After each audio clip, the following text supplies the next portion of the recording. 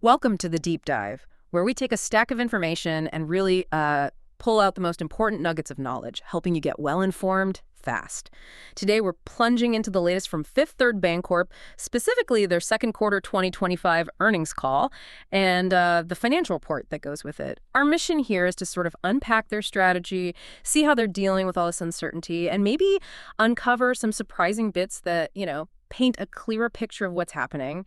Get ready for some, hopefully, aha moments that make this dense stuff a bit easier to grasp. Indeed. It's a really fascinating look at how a major bank tries to position itself when the economy is just, well, complex. You've got tariff talks happening, interest rates doing weird things, big regulatory changes. It's a lot. Absolutely. And, Fifth Third CEO, Tim Spence, he basically said that great banks prove themselves exactly in times like these, uncertain times. And looking at their Q2 results, they certainly seem to be making that case.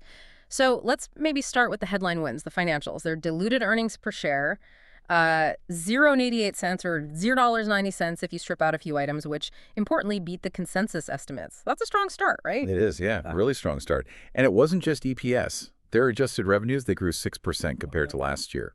And what really caught my eye was the net interest income, the NII. That's, the core profit from lending versus deposit costs. That was up 7% year over year, and even 4% just from the last quarter. That points to really solid core banking. Yeah, solid is the word. And profitability, that seems to be a running theme.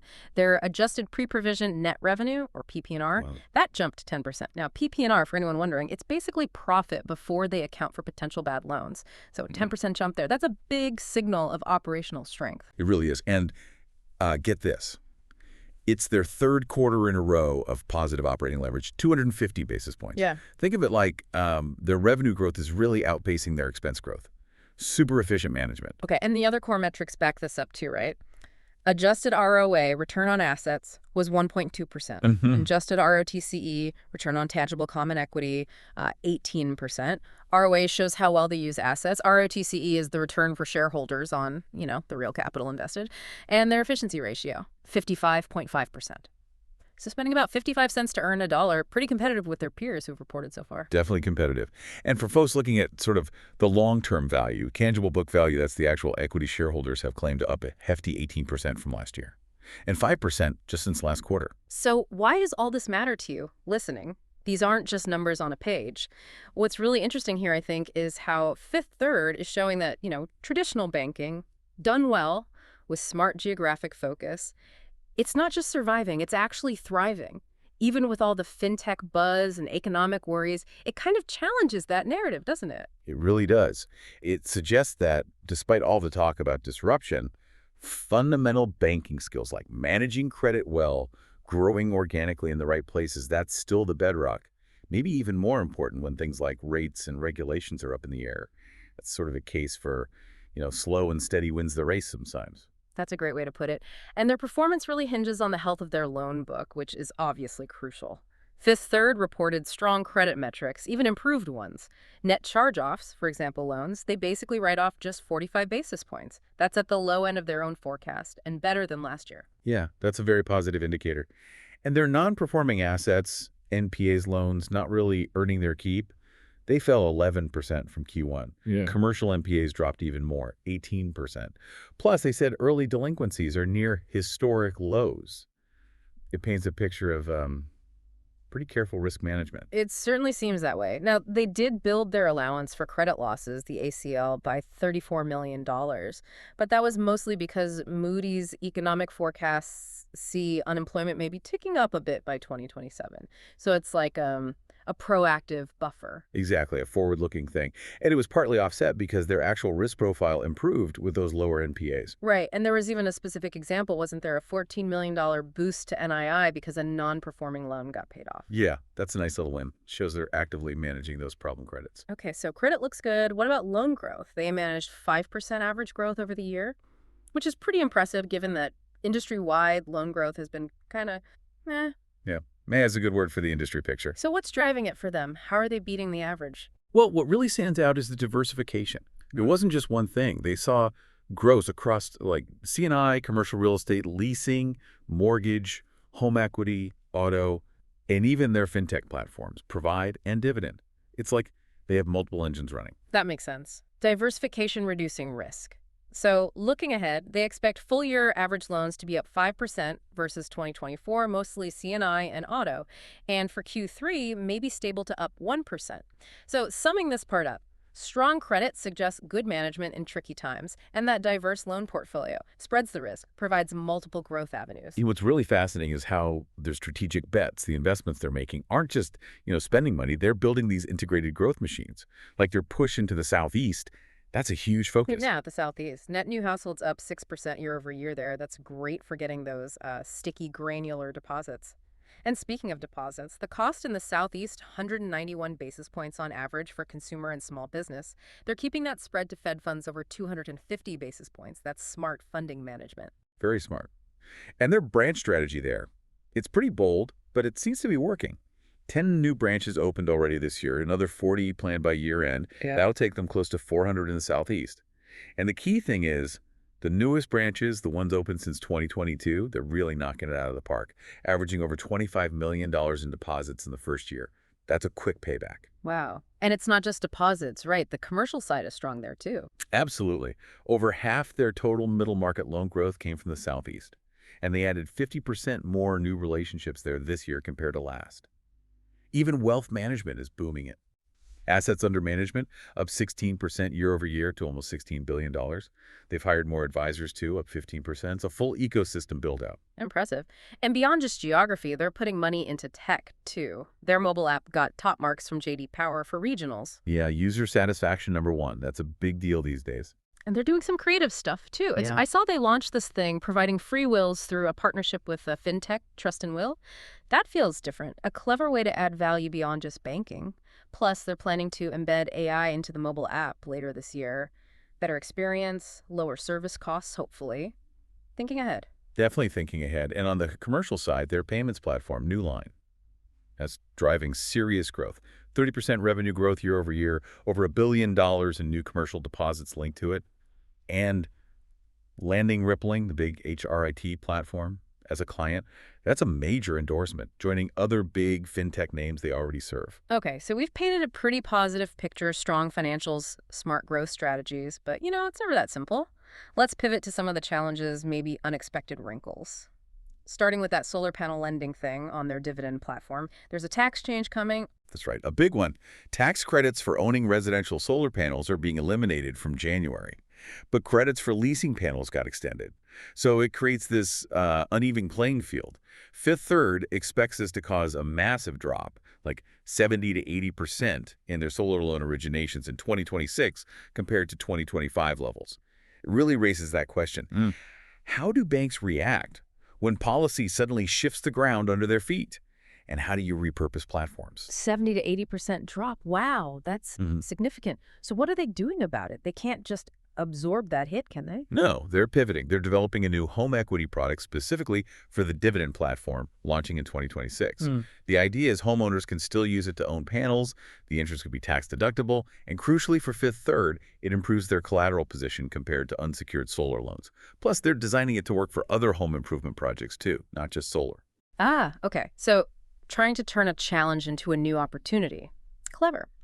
So even though solar loans will tank, this new HELOC product plus other home improvement stuff might let dividend loans still grow a bit next year, maybe low single digits.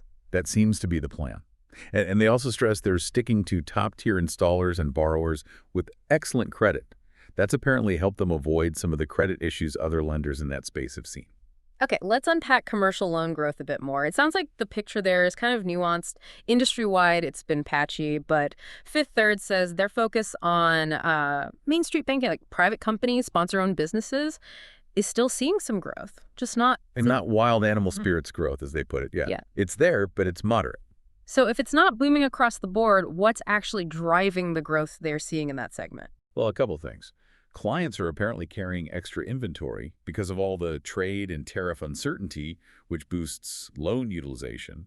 Also, bonus depreciation rules for buying equipment are creating some demand. The piece that's kind of missing right now, they say, is M&A activity driving borrowing. That's quiet, but they think it'll pick up eventually once buyers and sellers sort of agree on valuations again. Right. And the CEO also mentioned just the sheer complexity manufacturers face with global supply chains right now, making big investments tricky. Exactly. It all feeds into their guidance approach. They set targets. They feel confident hitting across different scenarios. It means they can ramp up if things get better rather than having to backtrack from being too optimistic. It's a cautious but flexible stance. Okay, makes sense. Let's shift gears again. Capital management regulation, always big topics for banks. What's the plan with capital? They're sticking to their priorities. First, fund organic growth. Second, pay a strong dividend. Third, share buybacks. And good news for investors on that front, they're restarting share repurchases in Q3, planning to buy back maybe $400 to $500 million worth by year end. That aligns with what they see happening industry-wide, doesn't it? They mentioned expecting more M&A. Yeah, they see more consolidation coming. The U.S. banking sector is apparently the least consolidated globally, which is kind of surprising. But their view is key. M&A should be a tool to achieve a strategy, not the strategy itself. Right, and their strategy focuses on density, especially in places like the Southeast, using acquisitions to get more customers they can sell multiple products to, spreading out those acquisition costs. Exactly. And they stress the importance of operational and cultural fit for making mergers actually work. Easier said than done sometimes. Definitely. Now, what about the regulatory side? Sounds like they see some potential relief coming. They do. They expect changes that will help regional banks, not just the giants. Things like more sensible stress test scenarios, maybe better tuned models. They mentioned hoping for a step away from gold plating on Basel III and a more risk-sensitive approach to liquidity rules, basically making regulations more proportionate. Any signs this is actually happening? Well, they pointed to some encouraging speeches from Fed Governor Bowman about supervision, and also a recent merger between peer banks got approved pretty quickly, in like 6 months, which they saw as a sign of a well-oiled regulatory review process. That's positive if more deals are coming. Okay, but there's always a but, isn't there? They also flagged concerns. Yeah, the other side of the coin. The influence of non-bank competitors, fintechs, etc., lobbying in Washington, Yeah. trying to get access to bank-like activities, but without the same level of regulation. Fifth Third is pushing for a level playing field and, interestingly, advocating for more de novo charters, basically, making it easier to start new banks to ensure fair competition. So putting it all together, the banking world is really churning right now. Regulatory shifts could help, but new competitive pressures are definitely there. Lots of moving parts. For sure. And speaking of new tech and competition, let's touch on stablecoins. Often a lot of hype there, but Fifth Third seems pretty grounded. Yeah, they said they're pretty excited, but critically only for specific uses, not really for everyday payments here in the US. Their edge, they think, comes from already banking some big crypto and stablecoin players. Plus, their new line payments platform is apparently well suited, playing to their strengths again. Exactly. The use cases they do see potential in, supporting compliant crypto firms with things like reserve accounts and payment systems, and cross-border payments. That's a big one. They call it a greenfield opportunity. U.S. banks often outsource international payments, but stablecoins could allow instant on-chain transfers across borders where systems don't usually talk to each other easily. Okay, that makes sense. And using them as collateral on exchanges, too. But not for buying your coffee. Why the skepticism there? Their argument is pretty simple. We already have lots of cheap ways to pay domestically: cash, checks, ACH, debit cards. And people use credit cards for the float, the rewards. Features stablecoins don't inherently offer. Adding those would make stablecoins more expensive for merchants to accept, not less. So for that specific use case, domestic point of sale, they think it's, quote, more smoke than fire. Interesting perspective. So the real opportunity for a bank like Fifth Third isn't necessarily issuing or using stablecoins directly for payments, but providing the infrastructure around them. Precisely. Helping get regular money in and out the on-ramps and off-ramps. Holding the reserve accounts that back the stablecoins. Providing those instant payment rails. It's a pragmatic way to engage with the tech, focusing on real business needs rather than just the hype.